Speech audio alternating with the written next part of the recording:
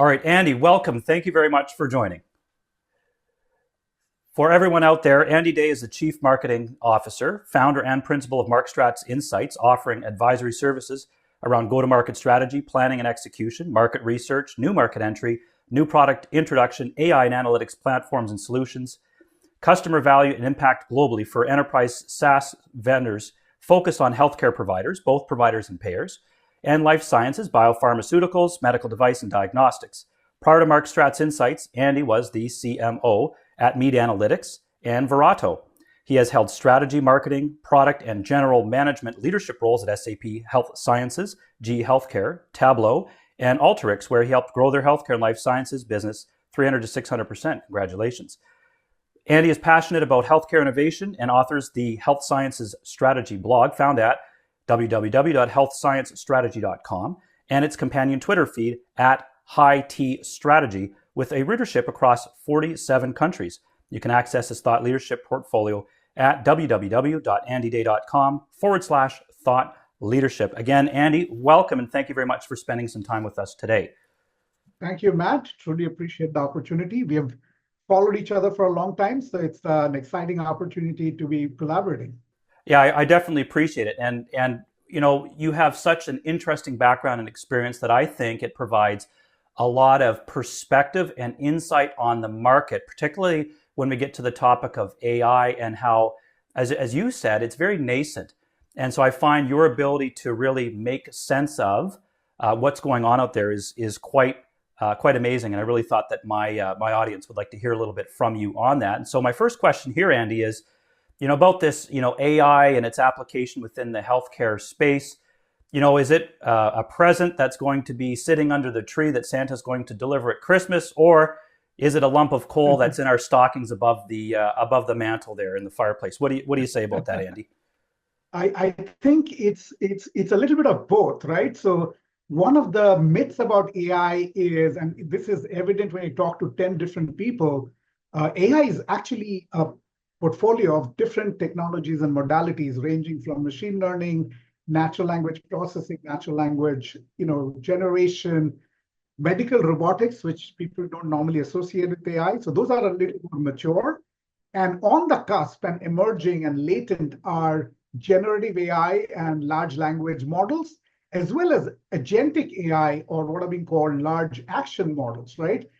Which are more associated. So those are emerging, those are nascent, those are latent. So, but you have enormous goodness delivered by the mature modalities like machine learning, natural language processing, medical robotics, which have actually delivered and are delivering use cases which are delivering ROI and benefits across the entire spectrum of life sciences and healthcare, from R&D and clinical trial management in pharma to device management processes in med devices, to value-based care and revenue cycle management across providers, to fraud, waste, and abuse detection in payers. So just lots of application out there.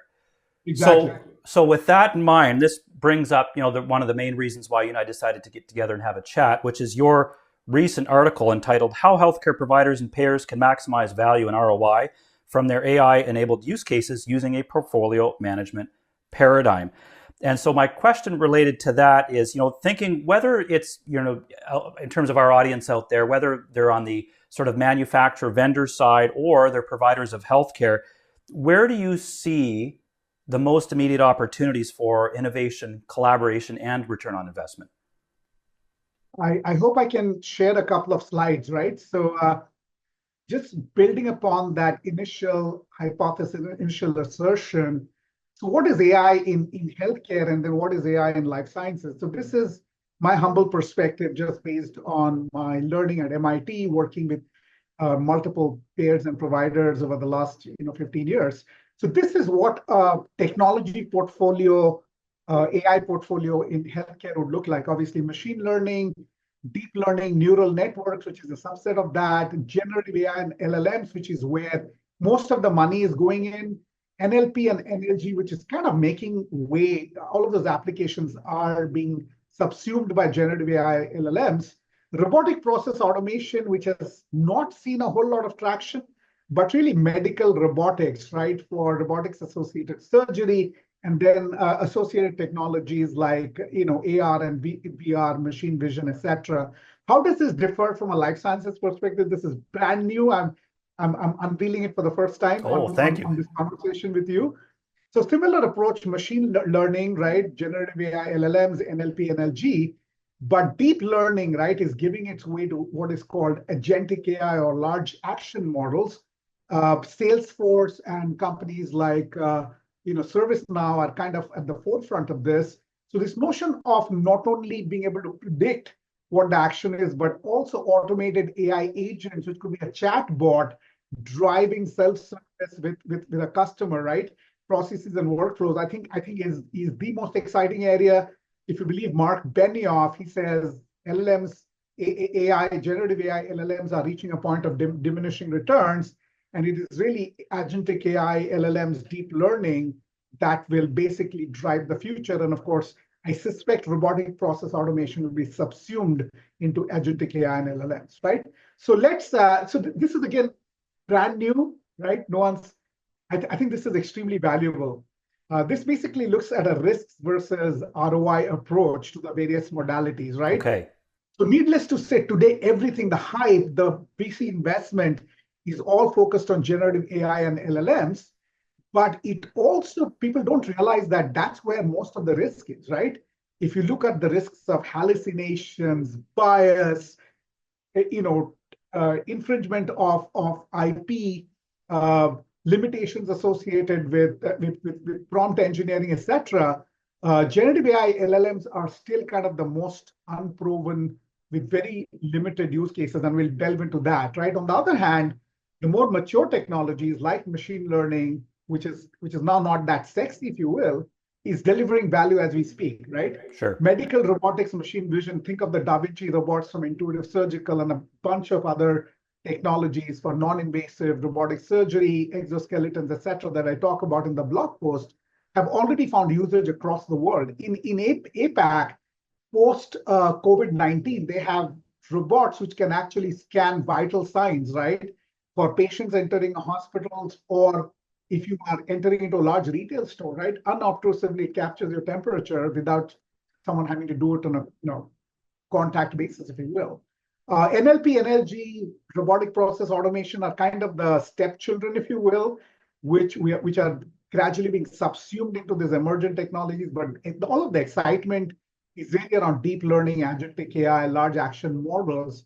And if those deliver on the promise that's being presented by the likes of Salesforce and ServiceNow, you have some enormous capabilities, enormous possibilities there, which will deliver, both value, ROI, and drive, real world, patient benefits and outcomes. Make sense? Absolutely. And so, from the perspective of healthcare providers and in the world of the complex decision making that's required, to move forward on things like this, I'm curious to what extent you feel the providers out there are really equipped to start to evaluate sort of the risks and the benefits of the various technologies and use cases, and how you feel they should be looking at these things. That's a great question. So unfortunately, there's a FOMO, there's huge FOMO, right, associated with Gen AI, for instance.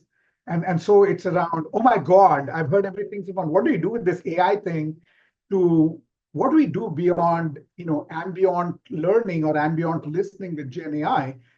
So I think one of the big things is, so this is a framework from a Harvard Business Review paper in 2006 that has stayed with me, right, as a new product innovator, product marketer, is one of the things people don't think about is what is the change behavior required from your constituents that absorb the technology versus the product and service benefits, right? And the hypothesis in that paper was made intuitive sense is the more change in behavior you need without disproportionate benefits, the less likely people are going to adopt it, right? So great, instance I talk about is when I made my transition from the BlackBerry to the iPhone, right? The BlackBerry was everyone's, you couldn't let go of it because of that fantastic keyboard. And so my wife bought the iPhone and I was, what the hell is this tactile touch? And then I played around with it and I said, oh my God, this is really easy. And it opens up a plethora of possibilities with all of these, apps that come with, delivered by partners. And lo and behold, in exactly 15 days, I moved from the BlackBerry to the iPhone because again, it was a smash hit, right? The change behavior needed was relatively low, and the benefits it offered was 10x more. So the hypothesis is people that hold on to current technology think that palpable perceptual benefits are 3 times what it actually delivers. And vendors think their technology and is 3 times more valuable than it is actually perceived by customers, right? So there's this 9x gap between the benefits of holding on to the status quo versus embracing new technology. So what you offer has to be 10x more valuable in the perception of the customer related to what they're using to drive new product adoption. So based on that, I've adopted this framework, which lends itself very well for AI, but any technologies, particularly in a healthcare context, right? Across healthcare and life sciences. So on the y-axis is what is the degree of change behavior needed from patients, physicians, nurses, providers, payers, and policymakers to adopt the technology. And then on the x-axis is what is the patient, provider, payer, or in this case, pharma, med devices, benefits, and ROI, right? And low change in behavior, high benefits, no-brainer, smash hits, right? Low change in behavior needed, but perceived low benefits is an easy sell that'll need more work. But if there's a high degree of change behavior needed with high benefits, that is a long haul. You need to keep working at it, making it simpler to adopt, etc., via the UI, via services, etc. But if it is a high degree of change behavior needed with low perceived benefits, that's kind of a recipe for disaster. Make sense? Yeah, it does. And so, question that as you get into this, part of the portfolio management approach here, that do you see a big chasm, or should there be perceived a big chasm between things that are more, say, administratively focused, or you're optimizing a particular process that doesn't necessarily have a clinical component to it versus sort of the clinical process optimization and some of the features there to have direct impact on the patient? Any thoughts on that? Do you think there's a big chasm there, or do you think it's a bit of a continuum that we should be considering here? No, I think there is a chasm, absolutely. I had the opportunity of presenting at some of the first AI conferences, right, which were happening about 2 or 3 years back. And in roundtable after roundtable, what we heard from clinicians who are turned into informatics is they were very wary of taking black box algorithms and deploying it in a clinical context with life-saving implications, right?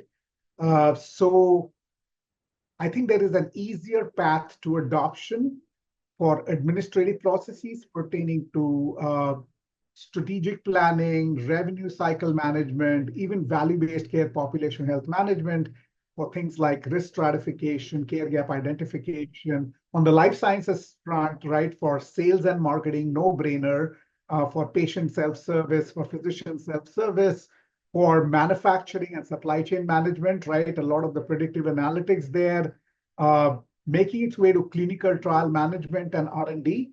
But I think the core clinical area, especially diagnostics, right, is going to be kind of the last frontier, the holy grail, where a lot of these technologies have to mature. They have to provide evidence-based value in terms of the efficacy, in terms of the benefits, and clinicians have to feel pretty safe about deploying them with patients in clinical contexts. Yeah, that makes absolute sense. Please continue.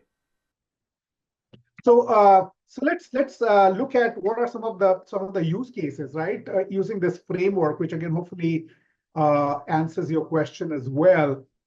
So I think let's start on the left-hand side, some of the easy sells we spoke about. This is pertaining to healthcare. I have a similar portfolio for life sciences. Would love to delve into it. Just made in time for this conversation with you, Matt. So from a value-based care perspective, patient risk stratification, care gap identification is already happening. One of the very early use cases of machine learning was scanning DICOM images, right? CAT scans, MRIs, etc., for outlier detection pertaining to heart or stroke events, to escalate those for the radiologist so that the interventional cardiologist, can be alerted so that an acute event does not happen. Bedside summary of patient charts and insights is a no-brainer.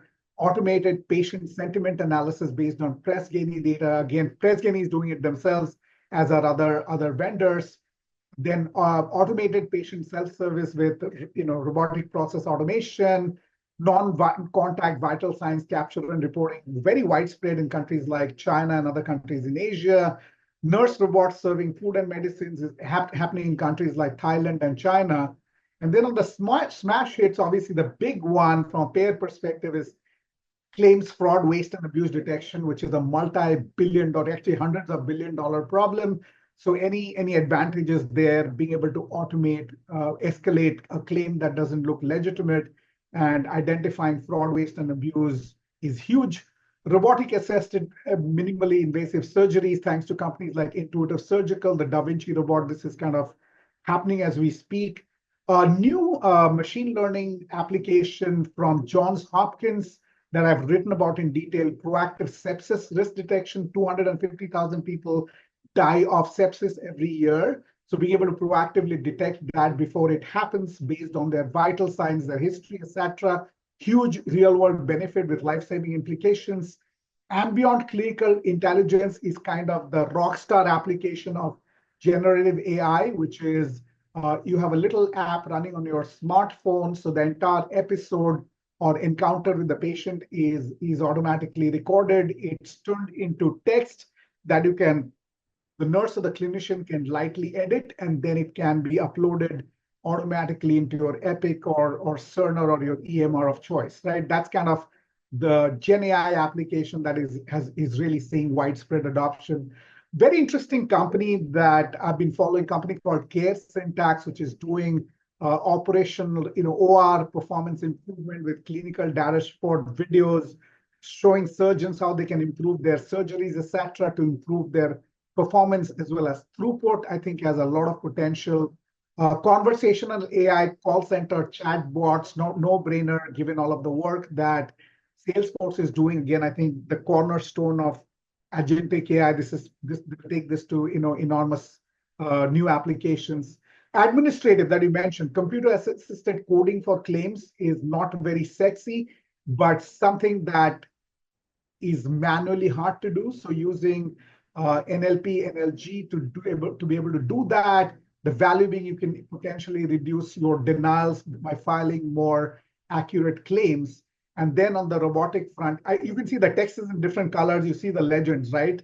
Machine learning, NLP, all of that. So exoskeletons, robotic assisted physical therapy for our veterans, right, who come back from wars, or just people endowed with locomotion issues is already happening. So I think that's this is by no means exhaustive, but if people, again, I think if you look at it, there are just two Gen AI applications, everything else is machine learning, NLP, NLG, medical robotics. So that is literally, I think this is a high value portfolio of use cases from a provider payer perspective that is already seeing significant adoption.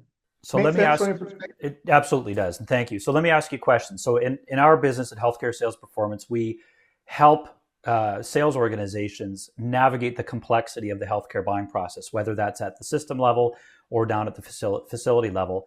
And what we have seen, over time is that things are becoming more complex, not less complex. And now we've got this situation where we're taking, in some of these cases here, clinical oriented decision-making processes that would generally go through some form of, value analysis, let's say, in terms of the decision-making. Now we're amping it up with respect to the technology component, therein, and the amount of sort of planning and energy that's going to have to go into both sort of from the vendor side or the manufacturer side and also the provider side to sort of navigate these waters and evaluate, the potential and look at, legitimate proper paths for evaluation that either prove out the business case or don't, and that sort of thing. So I'm just curious, given your experience and some of the conversations we had prior, if you put like your commercial leader hat on of, a provider of some of these, these capabilities off to the healthcare provider community, what's going through your mind in terms of how to approach equipping your sales teams and kind of that go-to-market strategy that you think would be productive, effective and efficient in terms of having these kinds of conversations and navigating these different buying and selling processes? Absolutely, and it's exactly like crossing the chasm, by Geoffrey Moore, right? Find some of your early adopters, usually thought leaders in the healthcare industry. A Medtronic in the med devices arena comes to mind, right? Mayo Clinic, Cleveland Clinic, MD Anderson, you know, uh, organizations like that come to mind. Obviously, big pharma companies, the Eli Lillys and the Pfizers, the Novartises of the world. And so work with some of these early adopters who have a challenge they are trying to resolve versus startups just applying technology from retail and saying, hey, we can solve this for healthcare. And they go and tackle a clinical use case, which is always the most difficult, right? For the reasons we talked about. And so find some of the real world problems. And then what is the value of AI, right? Again, to that point, 10x the value. Is it augmenting what cannot be done today, what is very manual, rife with errors, and it's automating that and delivering 10x the value, right? Using this framework that we've highlighted again. A big challenge, a big barrier is going to healthcare providers or med device companies and saying, can you train our model for us? So that again is a barrier, right? On the y-axis, as you can see, we should be in the business of training your model so we can adopt it, right? I've heard that from multiple healthcare providers and payers. So ways to mitigate that. So if you work with again, a real world problem, really understand what is keeping a clinician or a nurse or a medical device engineered awake at night, and how do you help them mitigate that, take risk out, automate the process, reduce errors. From a pure analytics perspective, where it was descriptive analytics, you can now do predictive insights. That's value delivered, right? And then if you can prove the value with real world evidence, that again, I think takes a lot of the risk out of adoption and makes it, and especially with references, right? If you're going to if you're going to Mount Sinai, can you show them data from Mayo Clinic and Cleveland Clinic, right? If you're going to Johnson and Johnson, can you show them data from Medtronic, right, or Boston Scientific? And so that'll mitigate the risk, make it easy. Because both life sciences, my big learning, having worked across 7 industries, life sciences and healthcare are conservative, and they should be because they're in the business of saving lives. So having real world evidence from references that are like them, which are their peers, is the best way to get beyond the barriers and drive adoption and usage. My humble Sure. opinion. Let me nice little follow on to that one. So part of my personal background, I used to work at Xerox, and so in your article, I thought it was pretty funny that you mentioned the point about we've got a lot of healthcare organizations out there that are still running fax machines. That was a little fun. And so a kind of a natural follow-on is this idea of, okay, so in your opinion, in terms of the optimization, the digitization that needs to occur, kind of moving the needle forward to drive clinical outcomes, population health outcomes, efficiencies, and so on, in your opinion, how much is sort of we need to apply AI to the situation that we currently have out there versus there's a lot of like foundationary work that needs to get done in terms of digitization, integration, automation, and so on? What is your sense of that? Absolutely. I think it's a myriad of things. The first is best practice processes, right, that are integrated across the functional silos, right? From an AI perspective, the big problem, no surprises, is still data integration of data accuracy. Take patient identity, for instance, patient identity duplication, right, across multiple systems, huge challenge that I've woken up to. So I think those are all basics, the fundamentals. Otherwise, you have a garbage. And I mean, that is basically a Gen AI problem, right? Is garbage in, garbage out, because you're capturing data from publicly available resources which are not validated. So having validated, curated data, patient identity data that's not duplicated, those are all the basics that need to be done. And then once this is done, then focus on the predictive insights and the automation enabled by AI. So that's the hierarchy, right? The processes, do you have the processes in place? Do you have normalized, accurate, well integrated data from multiple resources without significant duplication, etc. And once that's done, how do you deliver incremental value-added insights and process automation that is not possible today? And that's Right. where I think the light bulbs will go up, the ROI will shine, and people And I will think hopefully. that's where, I don't know if you'd agree with this, that's also where I think some of the vendors, the manufacturers, the creators of some of these technologies need to be very sensitive to kind of a maturity curve in terms of, where their customers are at, and also, what are they doing to support the development of that particular maturity, wherein a client would actually be able to achieve a return on investment out of the things that they're developing. Exactly. And then again, driving on the point that AI is not just Gen AI, right? As I pointed out, that's literally today highest risk, right? Despite all of this disproportionate, VC money flowing in, really easily, there are all these mature technologies which are delivering real world value from those use cases we talked about via machine learning, natural language processing, medical robotics, agentic AI that healthcare providers, payers, pharma and med device companies need to look at. So my last question, thank you very much. So last question, and I like the fact that you were excited about this particular question, but when we Yes. look at, non-Western medicine, we look at holistic care, Eastern practices, and you look at sort of the development and perhaps integration or consideration of these different modalities of care and the options that, consumers of healthcare want to have in the market. I'm just curious what your perspective is on the application of AI related technologies in the development of that space, and not only broadly but specifically the question around, do you see it sort of being that access to data being sort of democratized, relatively open source, where people are able to leverage some of that data to develop new technologies, AI related, et cetera? And or do you feel that it's going to be a little bit more closed, a little bit more centralized, a little bit more hierarchical in nature, that would sort of, the people with the data are going to kind of hang on to that, and that's what's going to drive, the development of AI from that perspective? So I'm just kind of curious what your thoughts are there. Yeah, this is a very deep and nuanced question, and we could spend the next half an hour I'm talking sure we about it. could. I think I'm uniquely qualified and experienced because I was born in the country that invented Ayurveda, which is the oldest form of naturopathy or alternative medicine.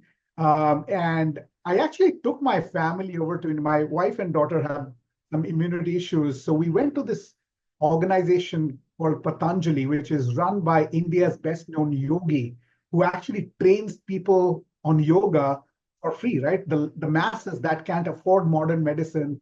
And he gives them this alternative therapies to just keep themselves well, right? And amazing. I mean, you walk around the hallways in northern India and you see people who have been cured of cancer, people who had significant arthritis, they can now work straight, and people who are immobile right now performing their functions daily.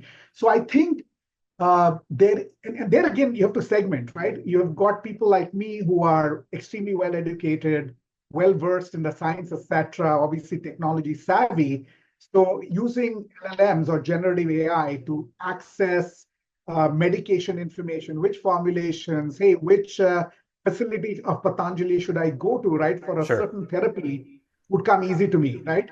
On the other hand, the biggest beneficiaries of alternative medicine, especially in countries like India, China, and across Asia, are the mainstream masses, most of whom have, Mhm. agrarian backgrounds. They're not very well read, right? So for them, it's just a big deal. Huge They have potential. internet in their villages, right? So for them, it's still they believe in that traditional guru-based administration of the alternative medicine, the wisdom, the therapies, etc. So I think there's that dichotomy, right? The educated and the tech savvy versus the ones that are not. There is also, I think, a reluctance. So, for instance, this yogi, who's pretty well versed and well read, I think would prefer the traditional approaches just to preserve, the purity of the process, right? Mhm. As laid down in the scriptures, in the Hindu scriptures, and preserve that as much as possible. On the other hand, they're using technology to attract patients like me from the Western world. I mean, believe it or not, the entire process of setting an appointment and payment is done on WhatsApp, right? So I think taking that It's hard to believe unless you go through it, right? Hey, can you WhatsApp me your records? It's like, what? Are you serious? But that's the way it's done. So I think there's that dichotomy. You'll see the people, they will have technologies for sourcing therapies, medical formulations, facilities, etc., that the technology savvy can adopt. But I think the administration of those therapies, alternative medicine, medical therapies, is still going to be traditional, at least for the foreseeable future. Wonderful. Well, Andy, I've really appreciated our conversation today. Thank you very much for attending. I'm sure there will be more to come in terms of Yes. the opportunities that we'll have to chat together. And just for the people who are watching, where would you like them to go to interact with you and read your materials and so on? Absolutely. So I think my curated portfolio of thought leadership, andyday.com/thought leadership. It's right on LinkedIn. So please connect with me on LinkedIn. Please bookmark that, because whatever I publish, be it a blog post, a byline article, a broadcast or a podcast, a webinar, is all in there. So you can find it out. Also, if you're connected with me on LinkedIn, I tend to publish all of my latest content, and that will give you an opportunity, to check it out. Come the new year, I'm also going to be publishing a newsletter on LinkedIn.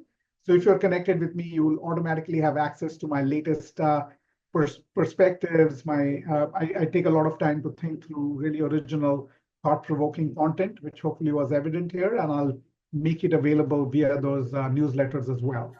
Well, awesome. Thank you very much, Andy. Yeah, I tend to agree with you. The perspective that you bring on the market, especially as we're going through so much change, right, with respect to some of the applications of technology. There's a lot of opportunity out there, and I find that you have a way of conceptualizing things that makes it understandable and palatable and quite frankly organized. So looking forward to hearing more from you, and thanks again for joining us today.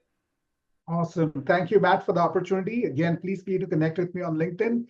You can reach me at andyday@icloud.com or andyday@gmail.com, and look forward to the conversations. Matt, thanks again for the opportunity. Fantastic.